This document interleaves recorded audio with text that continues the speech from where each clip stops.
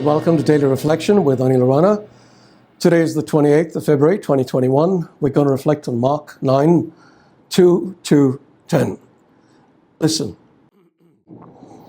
After 6 days, Jesus took Peter, James, and John with him and led them up a high mountain where they were all alone. There he was transfigured before them. His clothes became dazzling white, whiter than anyone in the world could bleach them. And there appeared before them Elijah and Moses, who were talking with Jesus. Peter said to Jesus, "Rabbi, it is good for us to be here. Let us put up 3 shelters, one for you, one for Moses, and one for Elijah." He did not know what to say. They were so frightened. Then a cloud appeared and covered them, and a voice came from the cloud. "This is my son, whom I love. Listen to him." Suddenly, when they looked around, they no longer saw anyone with them except Jesus. As they were coming down the mountain, Jesus gave them orders not to tell anyone what they had seen until the Son of Man had risen from the dead. They kept the matter to themselves, discussing what rising from the dead meant. The Gospel of the Lord. A couple of weeks ago, we looked at how we often try to remake God in our image and likeness because we can't seem to fit into His. We find something similar happening in today's story of the Transfiguration. Let us look at the background so we understand what is happening here.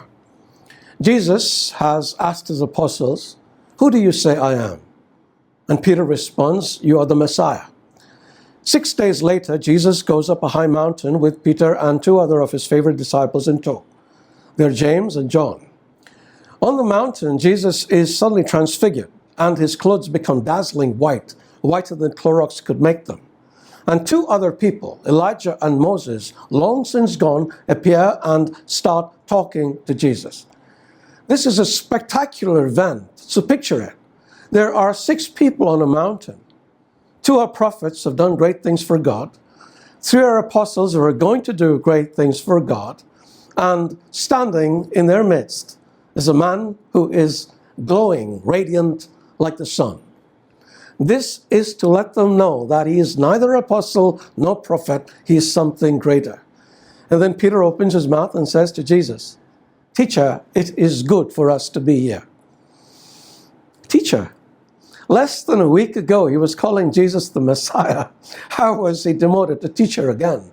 Especially now when he was shining so brightly. In any event, Peter was delighted to be there. Wouldn't you be? To be in the middle of a conversation between 2 of the greatest prophets who ever lived and your boss.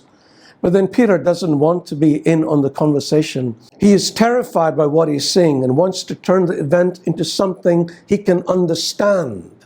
"Let us put up 3 tents here," he says, "one for each of you, and I'll be in your tent," are the unspoken words to Jesus.